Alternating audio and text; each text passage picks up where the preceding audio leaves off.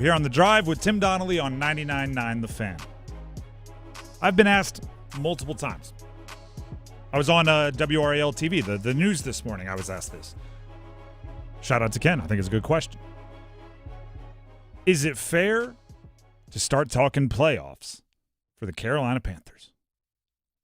And just so you know, my self-control is not good enough to not do this. Playoffs? Playoffs? Shout out to Jim Mora.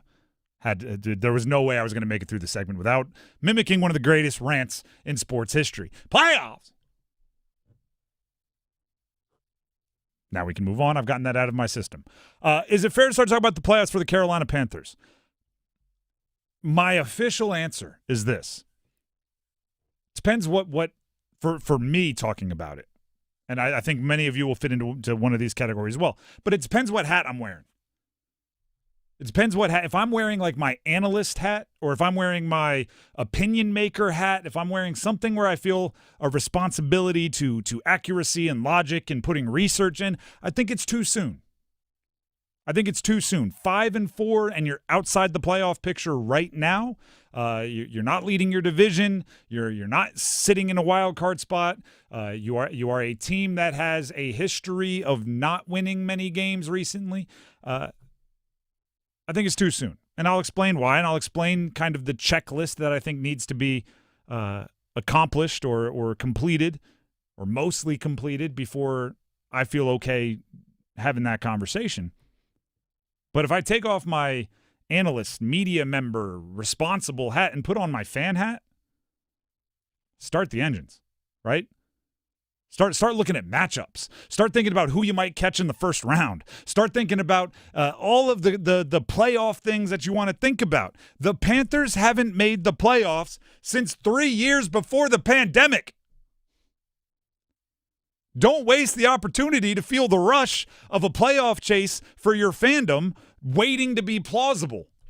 Going, I don't know if they're there yet, right? Fans don't have rules, okay? If you want to have like serious debates, then yeah, you do have to base your arguments in logic. But fans are fanatical. They don't have rules. Go nuts.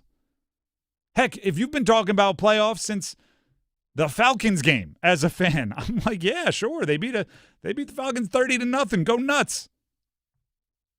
Right? So it just depends on what avenue you're talking about it. And it also depends on how you're framing it, right?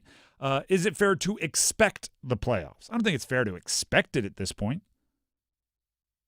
Is it fair to say being in contention would really aid in the development of some of the young players? Yeah, I mean, that's one, like, you're talking about the playoffs there, right? The bye week is week 14. Very late bye week. That gives you 4 games after. 3 of them are in the division. You want to know another fun fact about the 4 games after the bye? There is a 3-week, I don't even know what you call it, like Ghost of Girlfriends Past, where you play Baker Mayfield, Sam Darnold, Baker Mayfield. You might have the playoffs on the line. You hope to have you hope those games matter for playoff contention, right? That is meaningful football, and you're just facing everybody that you broke up with in the last few years. Like that's Ghost of Christmas Past, whatever you want to call it. That's an interesting little break. But I do think it's hugely valuable to the development of the team if those games have playoff implications. So I'll talk about the playoffs in that respect. But if you want to take the Panthers, and now I'm putting my analyst hat back on. If you want to take the Panthers from 5-4, which is where they are now, second in the division, just 1 win behind the Bucs, but they've played less games. The Bucs are sitting at 6-2, Panthers at 5-4, right? And you're, I think, multiple games up on everyone else in the division. So you're like firmly in second, a little bit of distance, not as much, but a little bit of distance between you and number 1. If you want to go from there to, all right, maybe we set the playoffs as either the expectation or the bar for success from this point moving forward. If you want to do that, there are 2 things I think I want to see significantly better out of the Carolina Panthers. One is consistency. I think that's what separates the true playoff teams from the not playoff teams.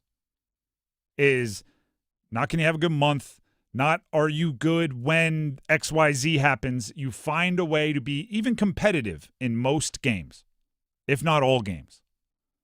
Competitive. And I haven't quite seen that yet.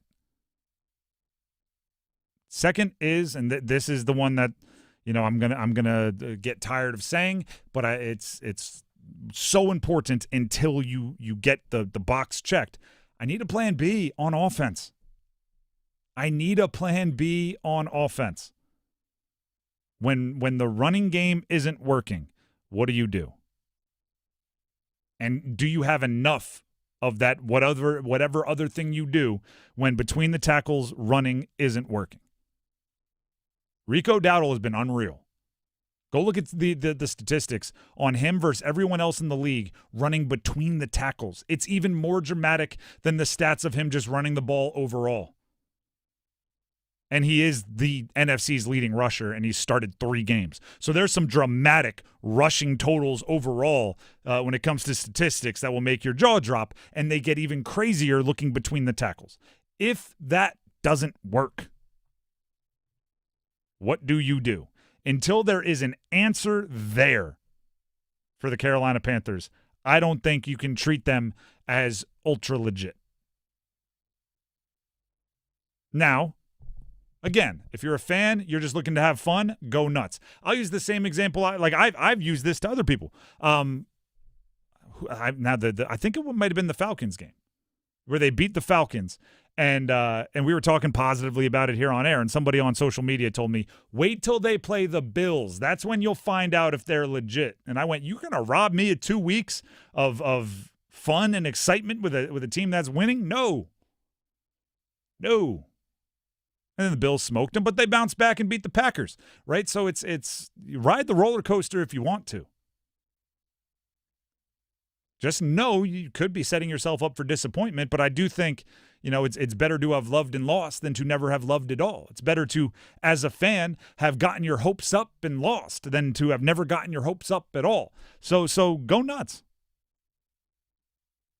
And then there's this other section. And Dennis brought this up to me during the commercial break.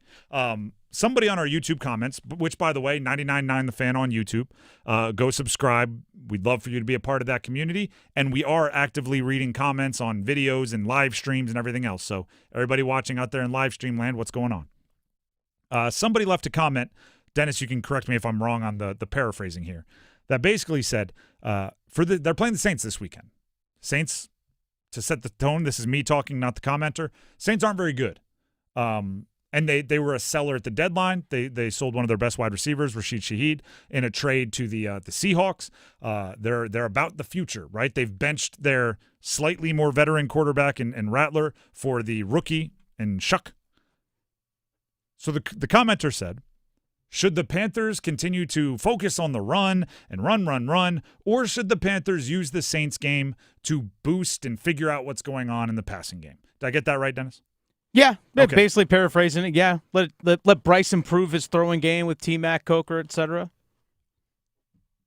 No, not until the run game, if it's there, wins you the football game. Obviously. Right? For the first time in a long time, somebody can ask you, should the Panthers be expecting the postseason? And it's not a laugh response. It's at least a, well, all right, let's think about it. Let's look at the standings. Let's see where everybody is. How good's the rest of the conference? What's the wild card race look like? For the first time in a long time, that's the response. Don't start counting your chickens before they hatch. There is one goal for Sunday. Win. And the path to it is by any means necessary. Rico Dowdle, which we have a little update. Rico Dowdle for practice today was in uniform, stretched with the team, then worked out off to the side. Right? I saw him getting onto the bike in one clip. Right? So he didn't fully participate in practice. My response was whatever it takes to be ready to take 25 touches on Sunday. If you have to have him in a cryogenic chamber for 12 hours a day and in an ice bath for the other 12 hours a day, whatever it takes to get Rico Dowdle ready for 25 touches on Sunday. That's what I'm looking for. Get the win. Now, if you want to have contingency plans for every possible outcome, if you get up 17, if you get up 21, if the Saints are really that bad and the Panthers are really that legit and you're up by a bunch and you want to say, no, let's keep the pedal to the floor a little bit here. Let's get the passing game going. Let's let Bryce take some chances. Let's let Fritterer and McMillan get some 50-50 balls to try to build that confidence. Then I'm good. But the game has to be signed, sealed, delivered before you're thinking about anything other than what gets us closer to the win. You have to, I would say, win the next two. By the way, the schedule is Saints this weekend, at home, followed by at Atlanta. If you win the next two and you show signs of life in all the boxes I want checked, I think playoffs become something you talk about and you start, preparing. But you got to win the next two. Nothing else is on the goal sheet. Speaking of Rico Dowdle, by the way, the update on him practicing off to the side. I'm told we have, this is from post-practice today. We have Dave Canales after practice today, really just, this afternoon, recently, talking about Rico Dowdle. Yeah, he's just working through some stuff during the game. Wanted to be smart about it. We're counting on him this weekend, and so wanted to make sure that we get him on the right track so he can get out there tomorrow, get some practice reps and all that. But, as he continues to emerge as an important part of what we're doing, we've got to make sure that we get him to game day. He's ready to go, and that'd be the plan. Whatever he asks for. If he's like, hey, I run better when I get the double stuffed Oreos in the big pack. You send somebody to the store. If he says what was it? Deuce Staley when I lived in Jersey growing up. He was a running back for the Eagles. He used to drink pickle juice on the sideline. Sure, if you're going to run for 1,000 yards a season, pickle juice, guava juice. What are you looking for? We'll make it happen, right? If Rico needed a day off, Rico gets a day off. 25 carries. Actually, I don't want to say carries. 25 touches. Unless the game is signed, sealed, delivered, 25 touches for Rico. Figure out the rest later. Get the win first.